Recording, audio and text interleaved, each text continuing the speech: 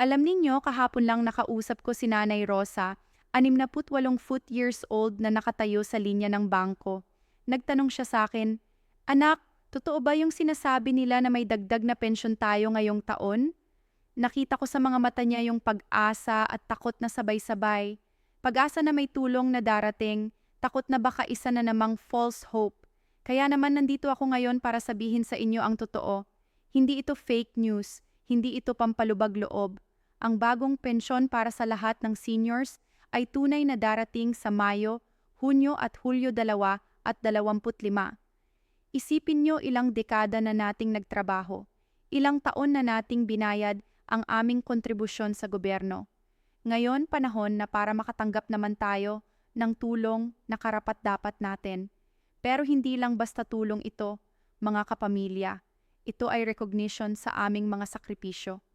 Sa mga taong nagpalaki tayo ng mga anak, nagbayad ng utang ng bansa sa pamamagitan ng aming pawis at dugo. Nakakatuwa isipin na sa edad nating ito, meron pa tayong rason para mag-celebrate. Meron pa tayong bagong simula na naghihintay. Sa susunod na mga minuto, sasabihin ko sa inyo ang lahat ng detalye. Sino ang makakakuha? Magkano ang matatanggap? Paano mag-apply? At higit sa lahat, paano natin siguraduhin hindi tayo maluloko ng mga scammer na sumusubok na magnakaw ng aming mga benepisyo. Kaya nga, kung natutuwa kayo sa balitang ito, pakiclick ang like button para marating natin ang mas marami pang senior citizens na kailangan nila malaman ang impormasyon na ito.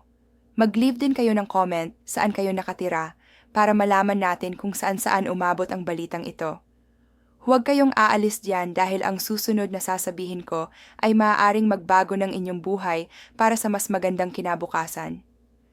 Mga minamahal kong kababayan, umupo kayo ng maayos at pakinggan niyo ang kwentong ito na magiging dahilan kung bakit kayo magiging masaya sa mga susunod na buwan. Noong nakaraang linggo, habang naglalakad ako sa palengke ng aming bayan, narinig ko ang usapan ni Kuya Ben at ni Ate Mila, dalawang senior citizen na nagkukwentuhan habang naghihintay ng jeep. Si Kuya Ben, 72 taong gulang na dating security guard ay nagsasabi kay Ate Milan na napakahirap na ng buhay ngayon dahil sa patuloy na pagtaas ng presyo ng mga bilihin. Si Ate Mila naman, 6 na taong gulang na dating teacher, ay tumugon na totoong araw raw iyon at kahit may pensyon sila, kulang pa rin para sa pangaraw-araw na gastusin. Narinig ko sa kanilang mga boses ang pagod, ang lungkot at ang pag-alala kung paano nila makakayanan ang mga susunod na araw. Alam ninyo mga kaibigan, hindi sila nag-iisa sa ganitong sitwasyon.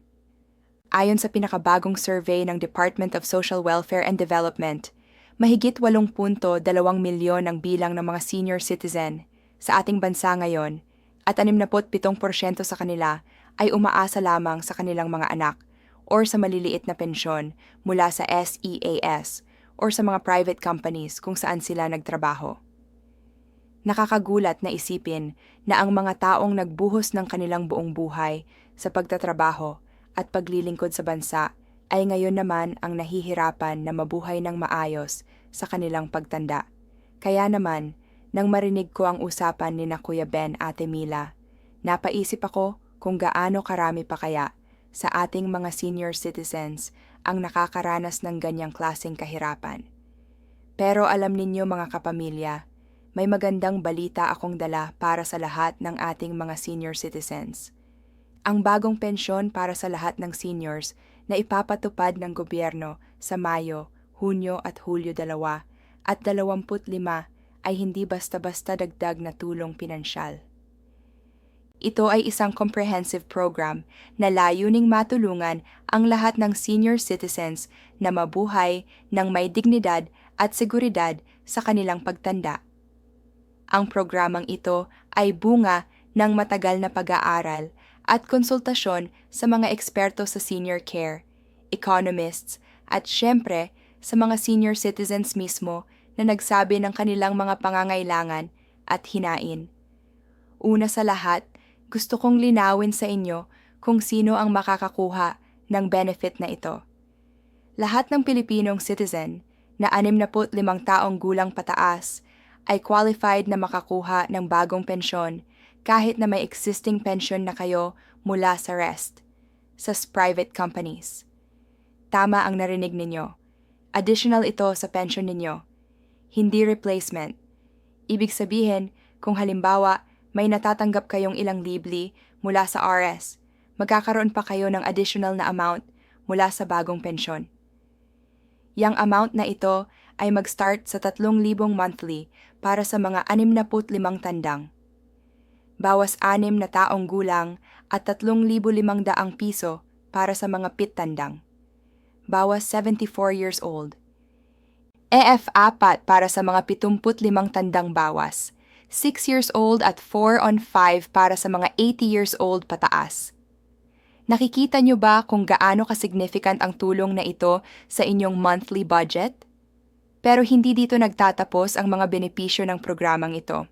Kasama rin sa package ay ang expanded health benefits na magko-cover sa mga regular checkups, maintenance medicines para sa mga common conditions tulad ng high blood pressure, diabetes at arthritis, pati na rin ang free dental at eye care services. Isipin ninyo, ilan sa inyo ang nag-skip ng doctor's appointment dahil mahal ang consultation fee? Ilan ang hindi uminom ng maintenance medicine dahil kulang ang budget? Sa programang ito, mas magiging accessible ang mga serbisyong pangkalusugan na kailangan nating mga senior citizens. Naaalala ko si Lola Carmen na nakatira sa aming katabing barangay.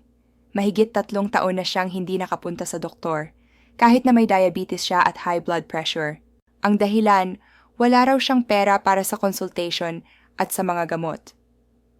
Noong nakaraang buwan, na-rush siya sa hospital dahil tumaas ng sobra ang kanyang blood pressure.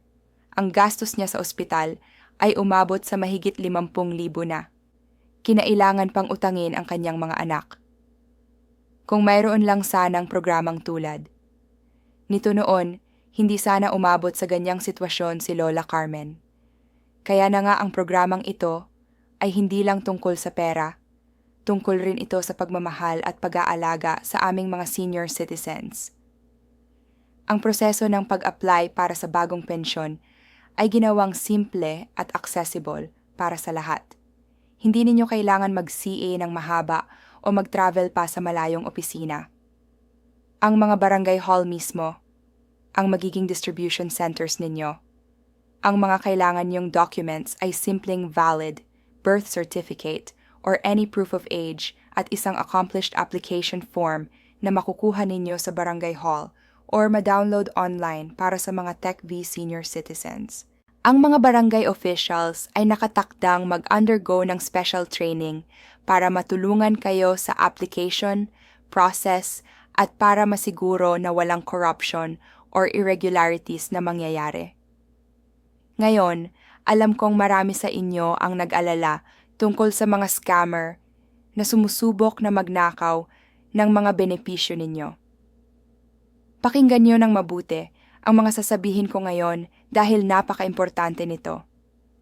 Ang legitimate na application process ay gagawin lamang sa mga authorized centers, ang mga barangay halls, city halls, at selected government offices. Hindi kayo hihingi ng processing fee o kahit anong bayad para sa application. Walang tawag or text messages na hihilingin sa inyo ng personal information or account details. Ang lahat ng komunikasyon mula sa gobyerno ay dumadaan sa official channels lamang. Kung may tumawag sa inyo na nagsasabing mula sa gobyerno at hihilingin ang inyong IAN o password, scammer iyan agad. Gusto ko ring ibahagi sa inyo ang nakakatuwa at nakaka-inspire ang mga kwento ng mga senior citizens na nakausap ko habang ginagawa ko ang research para sa video na ito. Si Tatay Eduardo, 78 taong gulang na dating jeepney driver, ay nagsabi sa akin na ang pinakamahirap sa pagiging senior citizen ay ang feeling na pabigat ka na sa pamilya mo. Sabi niya, "Anak, mahirap ang feeling na ikaw na dati ang nagbibigay sa pamilya ngayon, ikaw naman ang humihingi." Pero, nang narinig niya ang balita tungkol sa bagong pensyon, nakita ko sa kaniyang mga mata ang pag-asa na muling bumalik, hindi dahil sa pera mismo, kundi dahil sa pakiramdam. Na-recognize pa rin siya bilang valuable member ng society.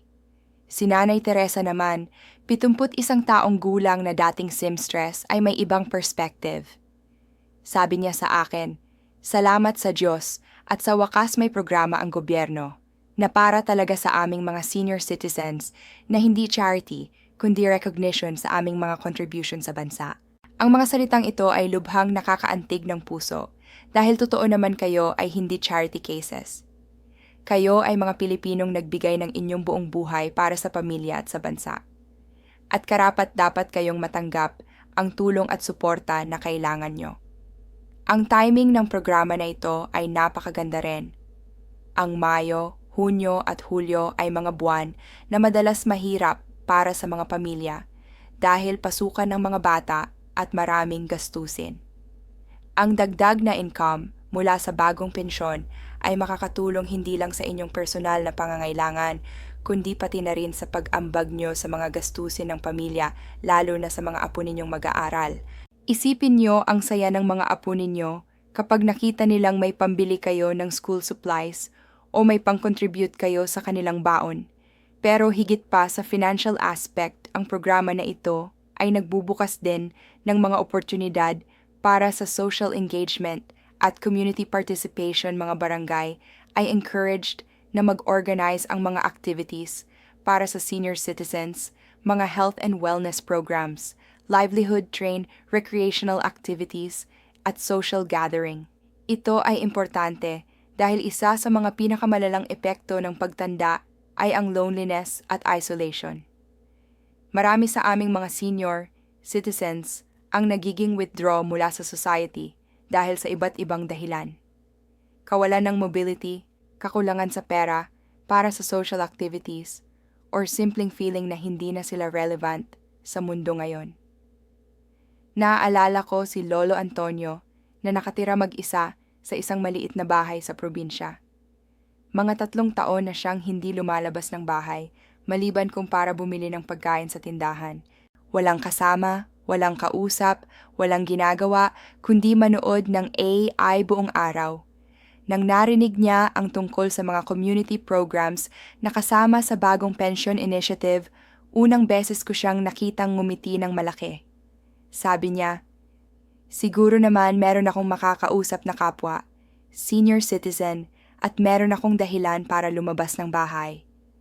Ang bandang simpleng bagay na ito ay may malaking impact sa mental health at overhauling ng mga senior citizens. Ang healthcare component ng programa ay particular na revolutionary. Alam nating lahat na ang healthcare costs ay isa sa mga pinakamabigat na gastusin ng mga senior citizens. Ang mga maintenance medicines lang ay umabot na sa libu-libong piso bawat buwan. Ang mga regular checkups, laboratory tests, at specialized treatments ay mas lalong mahal. Sa ilalim ng bagong pension program, ang mga senior citizens ay magkakaroon ng access sa comprehensive healthy package na magko-cover sa preventive care, treatment ng mga common conditions, emergency care, at limited coverage para sa mga major medical procedures. Yes,